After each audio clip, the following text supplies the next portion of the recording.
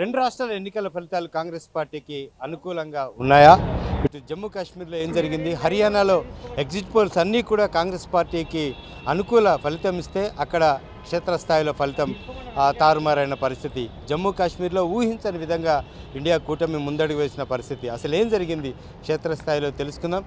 ఎట్లా అనిపిస్తుంది సార్ ఈ రెండు రాష్ట్రాల ఎన్నికల ఫలితాలు? కాంగ్రెస్ పార్టీ పుంజుకుందని మీరు నమ్ముతున్నారా? కాంగ్రెస్ పార్టీ పుంజుకుంది కాబట్టి 40% ఓట్లు హర్యానాలో వచ్చినాయి. అదే కాకుండా జమ్మూ కాశ్మీర్లో కూడా ఇండియా కూటమి పూర్తి ఆధిక్యత కొనసాగిస్తూ ఉంది. అదే కాకుండా హర్యానాలో కూడా పూర్తి స్థాయి ఫలితం వస్తే తప్ప భారతీయ జనతా పార్టీ గెలిచిందని మనం అనుకోవాల్సిన అవసరం లేదు. ఖచ్చితంగా కాంగ్రెస్ పార్టీ గెలిచిన పూర్తి విశ్వాసంతోనూ ఇప్పటివరకు 12 రౌండ్లు మాత్రమే పూర్తయినాయి. 21 రౌండ్ల వరకు ఉంది కాబట్టి ఖచ్చితంగా కాంగ్రెస్ పార్టీ గెలుస్తున్న పూర్తి విశ్వాసం వ్యక్తం చేస్తూనే 60% మంది ప్రజలు భారతీయ జనతా పార్టీని హర్యానాలో తిరస్కరించారు. 60% మంది తిరస్కరిస్తూ ప్రధానంగా భారతీయ జనతా పార్టీ బీఎస్పీ రూపంలో కాంగ్రెస్ పార్టీ ఓటు తీసుడు కావచ్చు, ఆమ్ ఆద్మీ పార్టీ కాంగ్రెస్ పార్టీ పొత్తు పెట్టుకోకపోవడం మూలంగా ప్రధానంగా భారతీయ జనతా పార్టీకి లాభం జరిగినట్టుగా భావిస్తాను. ఆ స్థాయిలో ఓట్లు వచ్చే అవకాశం కూడా లేకుండే. ఎందుకంటే మొన్న జరిగినటువంటి పార్లమెంట్ ఎలక్షన్లో 10 స్థానాలకు 5 స్థానాలు కాంగ్రెస్ పార్టీ గెలిచింది. అదే కాకుండా కాంగ్రెస్ పార్టీ సీట్లు బలంగా పెరిగిన సందర్భం మనం హర్యానాలో చూసినాం. కాబట్టి కొంత కాంగ్రెస్ పార్టీ ఓటు మేనేజ్మెంట్లో కావచ్చు, పోల్ మేనేజ్మెంట్లో కావచ్చు, అదేవిధంగా పొత్తుల విషయంలో కావచ్చు, ఇండిపెండెంట్ నిలవరించే దానిలో కొంత వైఫల్యం మూలంగా కొంత భారతీయ జనతా పార్టీ సీట్లు ఓటు పెరిగినట్టుగా కనపడతా ఉంది. హర్యానాలో బీజేపీకి ప్రజా వ్యతిరేకత ఉన్నప్పటికీ కూడా దాన్ని కాంగ్రెస్ పార్టీ ఎందుకు క్యాష్ చేసుకోలేకపోయింది?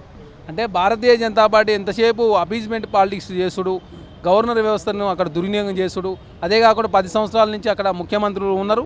అదే కాకుండా మొన్ననే 1 ఇయర్ బ్యాక్ ముఖ్యమంత్రి కూడా మార్చారు.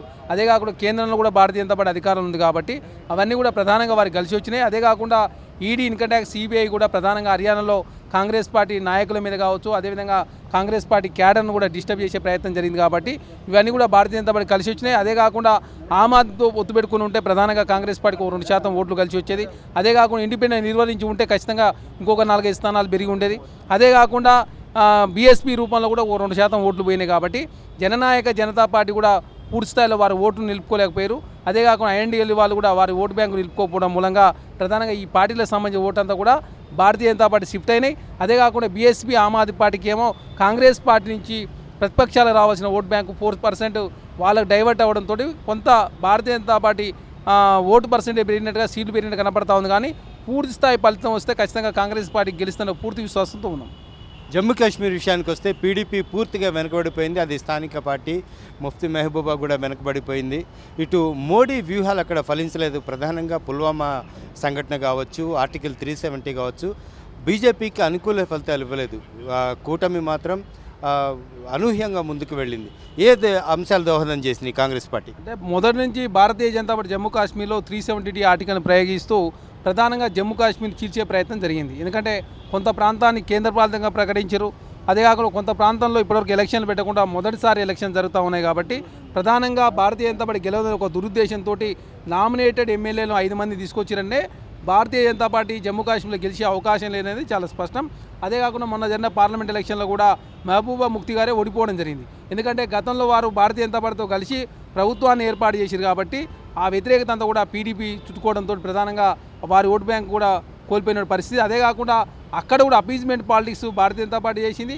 అదే కాకుండా కాంగ్రెస్ పార్టీలో ఉన్నటువంటి ఆజాద్ గారిని చీల్చడంతో కూడా ప్రధానంగా భారతీయ జనతా పార్టీ కొంత మేలైంది. ఎందుకంటే లేకపోతే ఘోర పరాభవం దిశగా భారతీయ జనతా పార్టీ పోవాల్సిన అవకాశం ఉన్నప్పటికీ కూడా పూర్తి స్థాయిలో ఇండియా కూటమి ఇంకా అత్యధిక అసెంబ్లీ స్థానాలు గెలిచే అవకాశం ఉన్నప్పుడు కూడా బోటాబోటీ స్థానాలు గెలిచే దానిలో కొంత భారతీయ జనతా పార్టీ సక్సెస్ అయినట్టుగా భావిస్తాం. ఎందుకంటే ఓట్లు కావచ్చు, పార్టీల మధ్య చీలికలు కావచ్చు, అదే కాకుండా ఇండిపెండెంట్ నాయకులను పెట్టే కార్యక్రమాలు కావచ్చు, అదే కాకుండా లెఫ్టినెంట్ గవర్నర్ ఉపయోగించుకునే విధానంలో కావచ్చు, అదే కాకుండా కేంద్రంలో భారతీయ జనతా అధికారం ఉంది కాబట్టి పూర్తి స్థాయి సైన్యాన్ని ఉపయోగించుకోవడంతో ప్రధానంగా కొంత భారతీయ జనతా పార్టీకి సీట్లు, ఓట్లు పెరిగే దానిలో కొంత దోహదం పడినట్టుగా భావిస్తాం.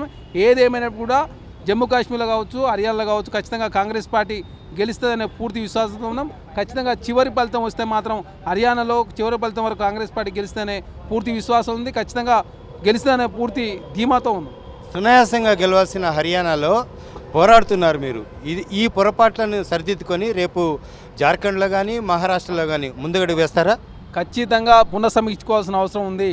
ఎందుకంటే ఈజీగా గెలాల్సినటువంటి హర్యానాలో చేసిన తప్పుల మూలంగా ప్రధానంగా కాంగ్రెస్ పార్టీ మూల్యం చెల్లించుకుంది. ఎందుకంటే అక్కడ ఆమ్ ఆద్మీ పార్టీతో పొత్తు పెట్టుకోకపోవడం, ఇండిపెండెంట్ క్యాండిడేట్లను కాంప్రమైజ్ చేసే దానిలో ప్రధానంగా లోపం జరిగింది. అదే కాకుండా పోల్ మేనేజ్మెంట్లో కూడా కొంత లోపం జరగడంతో ప్రధానంగా కాంగ్రెస్ పార్టీ నష్టం జరిగింది. కాబట్టి ఆ నష్టాలన్నీ పూడ్చుకోవాల్సిన అవసరం ఉంది. ఖచ్చితంగా రేపు జరగబోయే జార్ఖండ్ ఎలక్షన్ కావచ్చు, అదేవిధంగా మహారాష్ట్ర ఎలక్షన్లో కావచ్చు, నెక్స్ట్ ఆ తదనంతరం జరిగే ఢిల్లీ ఎలక్షన్లో ఖచ్చితంగా మంచి ఫలితాలు సాధించాలంటే ఖచ్చితంగా కూర్చొని పునఃసమీక్ష చేసుకోవాల్సిన అవసరం ఉంది.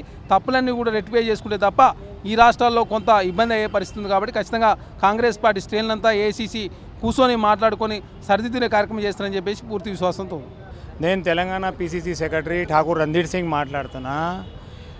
हरियाणा में हम लोग अभी 10 राउंड अभी चल रहा, 21 राउंड अभी 12 राउंड बाकी है.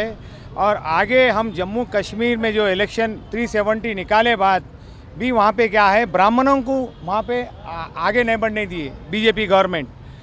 क्यों नहीं बढ़ने दी, इसके वजह और एक क्या है बोले तो भारतीय जनता पार्टी को पता चल गया कि अभी हम हारने वाले हैं बोल के. वो पहले इससे पहले मुफ्ती के साथ संबंध करे थे. उसके बाद उनका पता चल गया कि वो पब्लिक, वहाँ की पब्लिक उनको वोट नहीं डाल के आज कांग्रेस को और नेशनल पार्टी को गवर्नमेंट फॉर्म करा रही है. और एक हरियाणा में अभी टाइम बाकी है और बराबर हम जीतेंगे. इसके बाद महाराष्ट्र है, झारखंड है, और महाराष्ट्र में तो वन वे मारेंगे, क्योंकि ऐसी हालत होने वाली है बीजेपी की कि इंडिया कूपन आने वाला है. और मोदी जी को ये पता चलेगा कि इंडिया कूपन क्या है. हो सकता 2-3 स्टेट के बाद हारे बाद गवर्नमेंट गिर भी सकती, बीजेपी की एनडीए गवर्नमेंट गिर भी सकती. और हमारे स्टेट में रेवंत रेड्डी जी जो काम कर रहे हैं, हैदराबाद के जो टीआरएस वाले जो गलत फैमिली कर रहे हैं, वो गलत बात है. और भारतीय जनता पार्टी जो अहमदाबाद में साबरमती का बनाई थी, जब हम लोग डिस्टर्ब करें क्या नहीं करे, आज आप लोग हम लोग को डिस्टर्ब कर रहे. बीजेपी टीआरएस हैदरा के लिए डिस्टर्ब कर रही है. और हैदरा के लिए रेवंत रेड्डी जो गरीबों के लिए डबल बेडरूम दे रहे हैं, बहुत अच्छा काम कर रहे हैं. और पूरे सिटी में अच्छा वे होगा. जय कांग्रेस, जय तेलंगाना, जय तेलंगाना. అది పరిస్థితి. ఖచ్చితంగా ఈ ఎన్నికల ఫలితాలు ఏదైతే పొరపాట్లు జరిగాయో అవన్నీ సరిదిద్దుకొని రేపు జార్ఖండ్, మహారాష్ట్ర జరగబోయే ఎన్నికల్లో పాల్గొంటాము. ఇది ఒక సిరప్లాగా పనిచేస్తుంది ఈ ఫలితాలు కాంగ్రెస్ పార్టీకి అనే అంశాన్ని కాంగ్రెస్ శ్రేణులు చెప్పుకొస్తున్న పరిస్థితి కనిపిస్తుంది. కెమెరా పర్సన్ రాజాతో హరికృష్ణ, వన్ ఇండియా తెలుగు, హైదరాబాద్.